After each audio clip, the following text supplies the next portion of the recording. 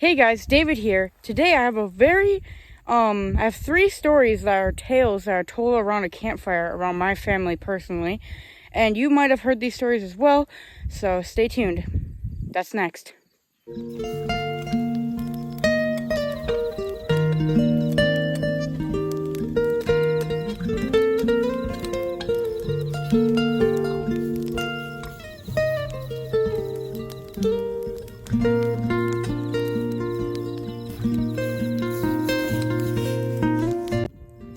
So the stories that I'm about to present to you are 3 stories that are, I would say, tales that are brought to your relatives from past generations of people. And it looks like it's going to be a stormy night tonight, so before we get into the story, tonight's drink will be Powerade Blue. And yeah, just take a sip of it.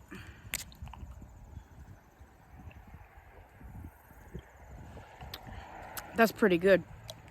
Has that nice blueberry taste and everything. So check out Powerade, another great sports drink. Not sponsored, but very good sports drink.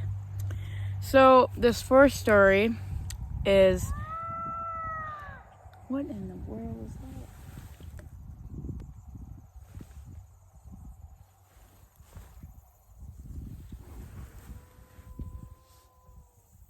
What in the world? Story that I have is called The Llorona. Just saying, I think they've made 2 stories or shows about this cryptid creature called the Llorona. It's basically a mother who lost 2 of her children while camping. So the story begins where a mother takes her children out camping, and the children and the mother are having a great time. I don't know what happened to the father, but there's probably more to the story than what my relatives have told me about this story. But basically, the children follow these butterflies or this pebbles to a creek that they want to wander off to. The mother's fine with it as long as they can hear her voice from a yelling point of view. It gets very scary because the children wander too far, because, they're probably, 10, 12 years old, and they're wandering way too far, and the mother gets wind of this, that she can't hear her children anymore.